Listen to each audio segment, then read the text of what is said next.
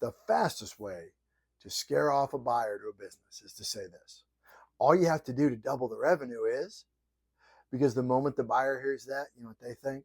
They think, well, if it's that easy, why haven't you done it? And that right there is the difference between how sellers evaluate a business and how buyers evaluate a business. You see, sellers tend to sell upside. Buyers want to buy proof and they purchase risk. In this video, I'm going to show you how that exact gap between the seller's story and the buyer's reality can impact a deal. Because this gap is one of the biggest reasons that profitable businesses don't sell, or if they do, they sell for far less than the owner expected. For context, my name's Bill. I work with local business owners on exit readiness, and I always look at a business through the buyer's lens. Now, let's start with the seller's lens. See, usually sellers evaluate their business based on effort, potential, and pride. After all, you built the thing, right? Effort sounds like this. I work hard. I do everything in this business. I'm in it every day. Potential sounds like this. All someone would have to do to double this business is run ads, hire a salesperson, add this new service, that new service. You could raise prices or just open a second location. Pride sounds like this. I've built something that's really great. But the problem is this. Sellers talk about potential like it's a value, and buyers treat potential like it's a question mark, like it's a risk. Because when a seller says all someone would have to do is, a buyer immediately thinks, well, man, if it's that easy, why haven't you just done it? And you could sell it for a whole lot more right now. And that's not the buyer being negative. That's the buyer trying to find the constraint. Because usually the reason it hasn't happened is one of a few things, right? So either the owner didn't have time. Well, that means the business is owner dependent. Or maybe the owner tried it and it didn't work, which means the upside may not be exactly what we're saying it is. It's not proven out. Or the owner avoided it because the complexity or risk it would add, which means that the buyer inherits that complexity and risk. So to a buyer, potential isn't value. Potential is work. Potential is risk. Potential is unknown. And buyers don't pay premium prices for things they still have to do or things they don't know. They price the business based on what's already true today. Stable revenue, stable margins, and whether that business can grow without the owner. Now let's look at the other side. Let's look at how buyers look at it.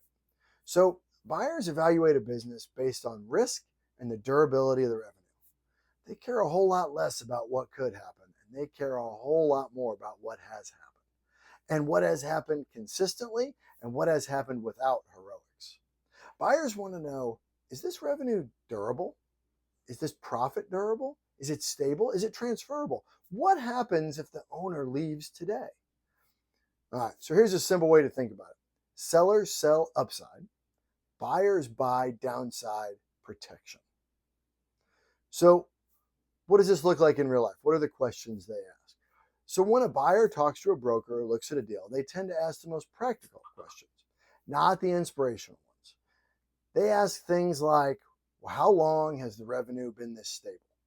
Made a whole bunch of money this year, but what about last year, the year before? What do the last 3 years look like? Where do the leads come from today? And will they continue without the owner? Or are they all the owner's friends? Is that who's there? How concentrated is the customer base? What percent of the profit depends on one person or one relationship? If we lose that one contract because the owner leaves, what happens? Who runs the day-to-day operations and what does the team look like? And what's going to happen to that team after the buyer leaves? What are the biggest risk factors that a buyer would inherit on day one? See, those are the things that a buyer tends to ask. And now let's compare that with what sellers typically lead with. So we see sellers typically lead with things like, man, I've got a lot of room to grow. I could easily double this business. I just haven't had time. And we are the best in town. Well, I'm the only one that can do it. And that means I got to work, say, 7 days a week. But here's the hard truth. A buyer hears those things very differently than the pride with which a seller says them. Seller says, I just haven't had time. Buyer hears, business depends on you. Seller says, it could easily be doubled. The buyer hears, so the current numbers aren't enough and I'm the one that's got to take the risk to prove it? When a seller says, I work 7 days a week, a buyer hears, oh, so really there's no management team. See, this may sound like buyers are a cynical group. They're not. It's because buyers are paying for what exists today and not what might exist later. And they're going to be paying in the future for what they're buying now. So here it is summed up. Sellers sell upside, buyers buy proof. So, and this is where deals can tend to get stuck. Sellers want buyers to pay for future improvements, but buyers don't want to pay for work they still have to do. They might be willing to do the work. They might even be excited to do the work, but they want to be paid for taking the risk. And so they discount the price, or they add in deal structures like earnouts, holdbacks, or they may just completely walk away from the thing. And it's not because they don't like the business. They may love the business. It's because they don't want the surprises. So here's the takeaway, and I want to be clear about this. Buyers do care about upside. If there's nowhere for your business to go, it's not nearly as appealing. But that upside is just the icing. The cake is the durability, durable revenue, durable margins, durable operations. That's what gets businesses sold at better multiples with much cleaner and simpler terms. So what's the takeaway for an owner? It's not to stop talking about potential. It's to lead with durability. If you want buyers to feel confident, you need to show that you have stable financials, repeatable lead flow, a team that can run without you, and processes that can be handed off to someone else, and that the risks are known and managed. Because the goal isn't to convince a buyer that you work hard. The goal is to convince a buyer that the business will work without you there.